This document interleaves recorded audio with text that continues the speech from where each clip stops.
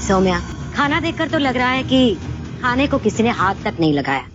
ठीक है, तुम कह रही हो तो मान लेते हैं कि ईशाना ने घर का बना खाना ही खाया है। निधि घर छोड़ के चली गई और सारा इल्जाम लग जाता है लक्ष्मी के ऊपर। यहाँ पर देखा था ना किस तरीके से लक्ष्मी से लड़ाई झगड़ा हो जाता है, लक्ष्मी को नौकरानी वगैरह बोल देती है और यहाँ पर निधि बोतल भी तोड़ देती है और वो कांच वगैरह लक्ष्मी के लग जाता है, सारी चीजें हो जाती है। लेकिन हैरानी की बात है ना, देखो ना दाल बनी है ना भिंडी की सब्जी।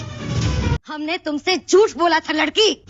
यहाँ पर बुआ बहुत भड़काती है निधि को और बोलती है कि देख तेरी कोई परवाह नहीं करता है और तेरे से सॉरी वगैरह भी कहलवा रहे थे, अभी की आई है वो लड़की और तू तो इस घर की लड़की है ना। और देख लक्ष्मी के लिए किस तरीके से सब लोग एक हो गए थे। तुमने हमें बेवकूफ समझ रखा है। हमें पता नहीं कि हमारी बच्ची को किस चीज से नुकसान होता है। आज तक ईशाना को घर का बना खाना खाने से न पेट में दर्द हुआ है ना ऐसे रैशेस हुए हैं। गई कहाँ गई। और फाइनली भाई निधि मिल जाएगी और यहाँ पर लक्ष्मी के जो चाचा है ना वो ढूंढ के ले आएंगे और यहाँ पर कार्तिक भी लेकर आ जाएगा निधि को और निधि को देख के सारे घर वाले खुश जरूर होंगे। लेकिन बड़ी दुख की बात है सौम्या कि तुमने खुद झूठ बोला और हमारी बच्ची से भी झूठ बुलवाया, और इस बात के लिए हम तुम्हें कभी माफ नहीं करेंगे। लेकिन अब देखते हैं कि जो लक्ष्मी है और कार्तिक है वो निधि से किस तरीके से बॉन्डिंग बनाते हैं। यहाँ पर किस तरीके से लक्ष्मी उसको मनाएगी और क्या निधि मान पाएगी या निधि। अम्मा, आदित्य, अब हम जो कह रहे हैं वो ध्यान से सुनो। ये लड़की हमें हमारे घर में दिखनी नहीं चाहिए। इसे कहो कि हमारे घर से निकल जाए। कि वही दुश्मनी रहेगी लक्ष्मी के साथ। वहीं दूसरी तरफ हम देख रहे हैं कि सौम्या आदित्य के घर आ गई है और सौम्या को देख के भाई जो आदित्य की माँ है ना वो बड़े टोंट कसने लगती है कि तुम सुबह सुबह क्या कर रही हो यहाँ पर छुट्टी वाले दिन। तो वो बोलती है कि मैं तो ट्यूशन टीचर हूँ ना और मुझे तो आना ही था। ये सारी चीजें सुनकर ना निधि क्या करती है, लेटर लिखती है कि मैं घर छोड़ के जा रही हूँ और घर छोड़ के चली जाती है।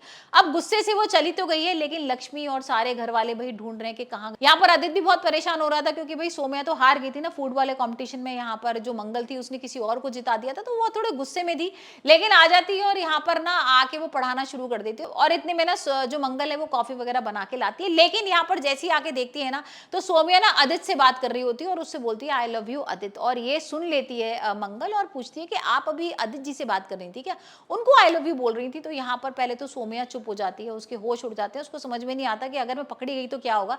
लेकिन यहाँ पर वो झूठ बोल देती है क्योंकि यहाँ पर अगर वो सच बोल देती तो उसका आना बंद हो जाता है। यहाँ पर अगर वो यहाँ आना बंद हो जाता तो फिर किस तरीके से वो आदित्य से रिश्ता रख पाती। तो यहाँ पर वो झूठ बोलती थी, बोलती नहीं आपको कोई गलतफहमी हुई है, मैं तो किसी और का नाम बोल रही थी।